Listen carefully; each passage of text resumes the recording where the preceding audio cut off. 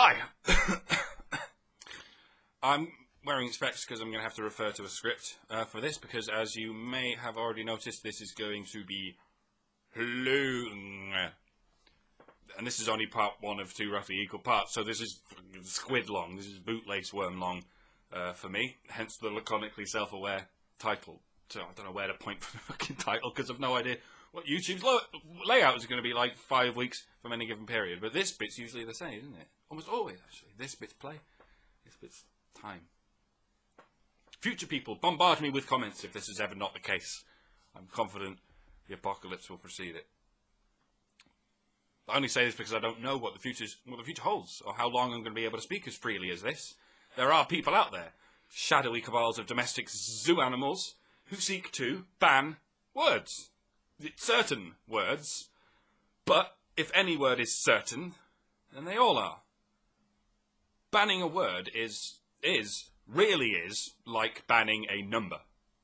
376. Let alone a number as low as 4. I'm looking at you, China. Or 13. Do we still do that with floors of buildings? Not us, but you, fat one. Fat one doesn't understand! No, you shouldn't ban these numbers, and not because you need them for maths. You can use a whole different signifier. Like Prince, yeah. The symbol formerly known as 13. The reason you don't ban these numbers is because they are just signifiers. They're not the signifier. You can't ban shouting fire in a crowded theatre. There might be a fire. By all means, ban the fire, but don't ban the fucking fire alarm that we all house in our vocal cords.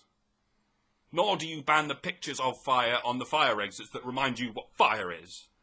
Look, I'm not conflating the effects of fire with any of the things I'm about to talk about. I'm just setting up the protagonist I wish to defend.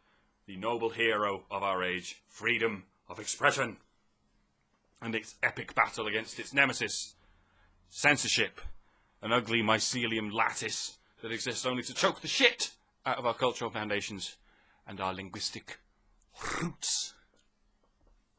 We've found ourselves in a situation where, if enough people have a distinction in common, like a race or a disability or a sexual persuasion, it seems they can, with enough activism, get exclusive common law rights to the use of one or more of the words commonly used to make that distinction. Or a bunch of unrelated, bored and lonely concerned trolls can lobby for those rights on your unconsenting behalf. The slippery slope, though I'm not arguing for it, in this case, leads to a situation where we've carved up our language and given a seventh of it to each race, with subsets for every creed, disability, sexual persuasion, odd lump, etc. What you're building, ladies and gentlemen, is the real-life Tower of Babel.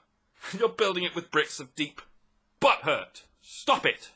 We would benefit hugely if we had one global language. And it can happen. We'll get an English, Spanish, Mandarin super language organising all by itself. All we have to do is pull the barriers down and let the colours run free. Freedom of expression is the running of colours in the washing machine.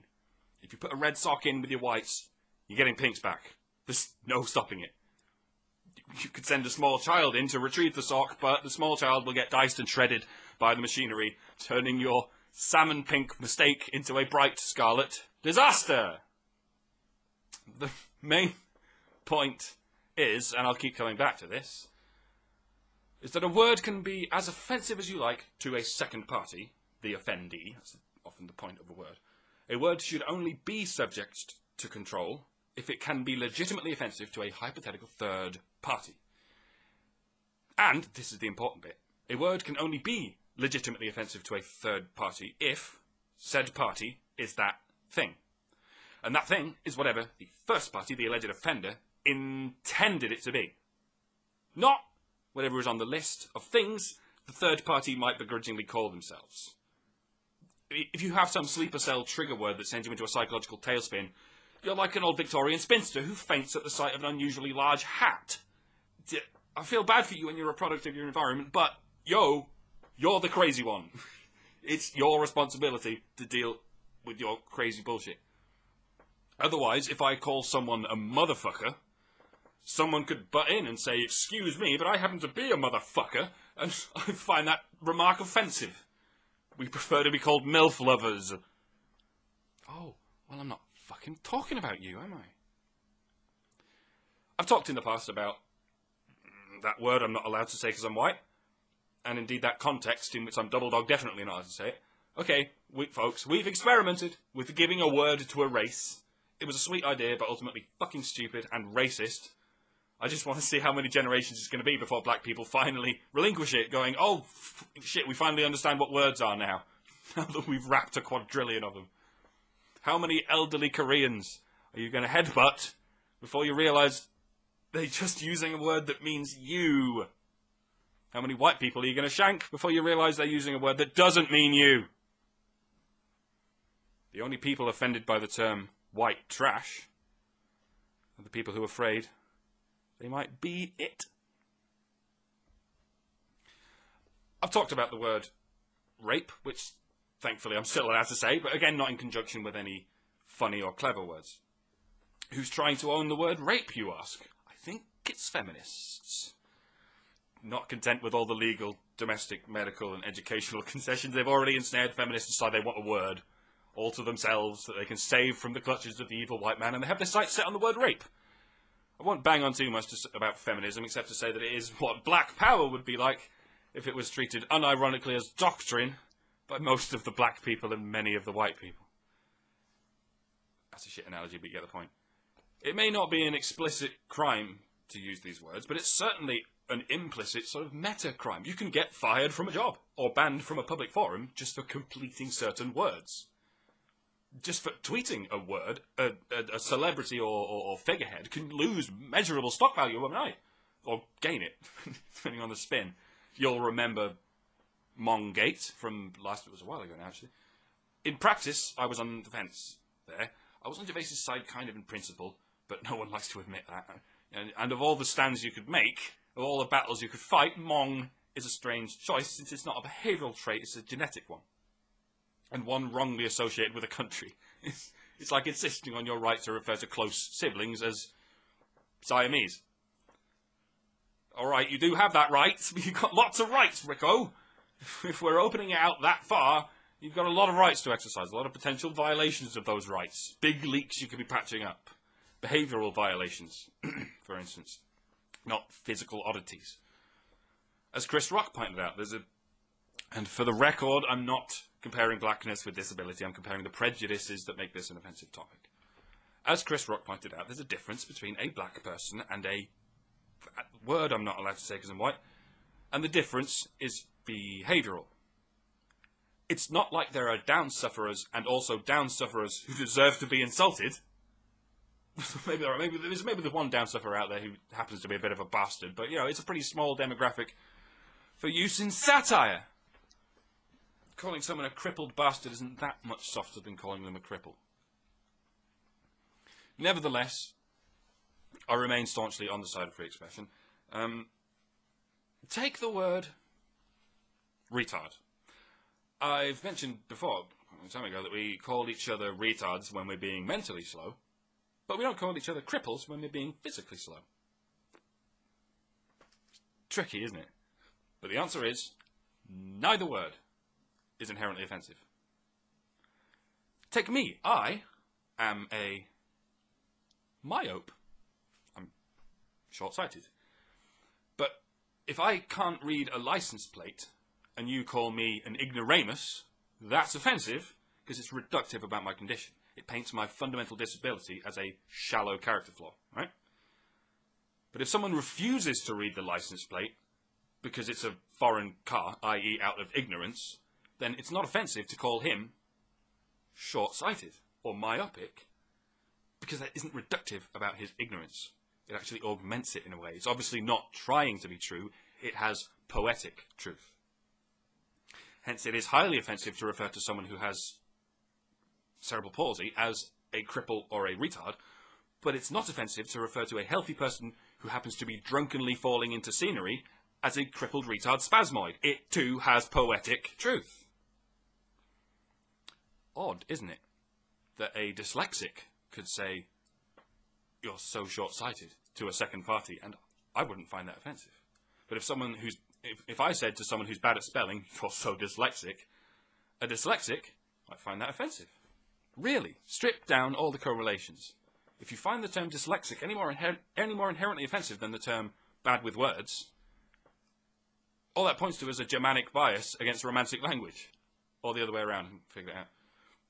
They mean exactly the same thing, but originated a few hundred miles apart. That's really all it is. I don't expect you to get it. You're bad with words. And retard means slow.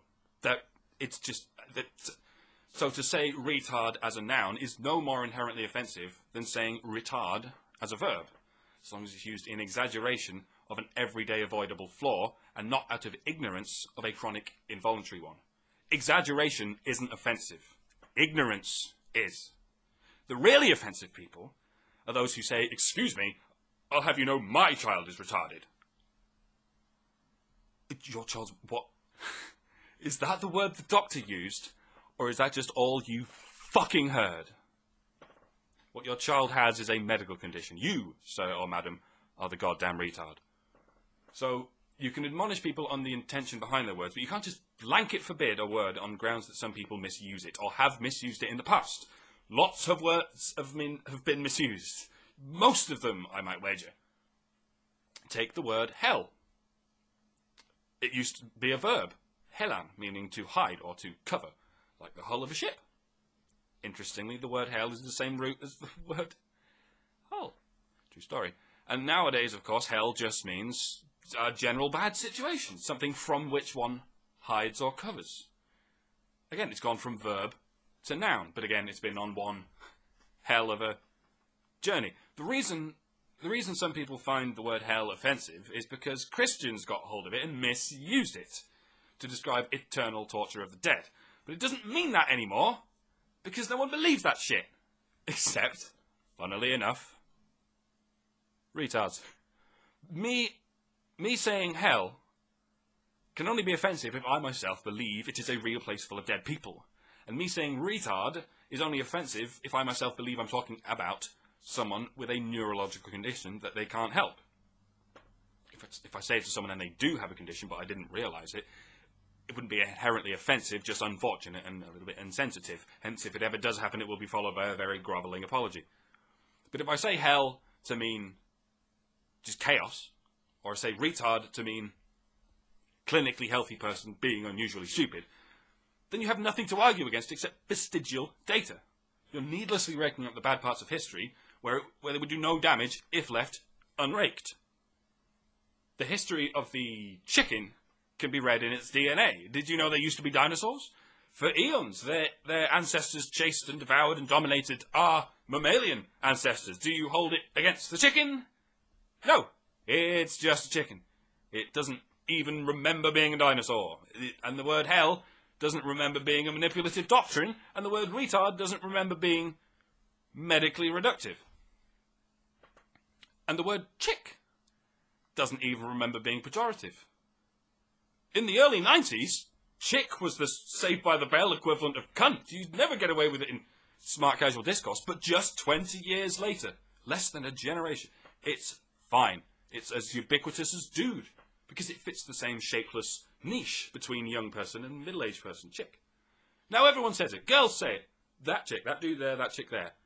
This is what can happen, and how quickly it can happen if everyone just stops wetting themselves over how words have been used, starts thinking about how they can be used. Dude is another example, by the way. Dude used to mean like a trendy city guy obsessed with fashion and whatnot. Oddly enough, it kind of meant what douche means today. Maybe dude used to mean vaginal toiletry. Lord knows what kind of bizarre carnival train of illogical progression both of these words could be on.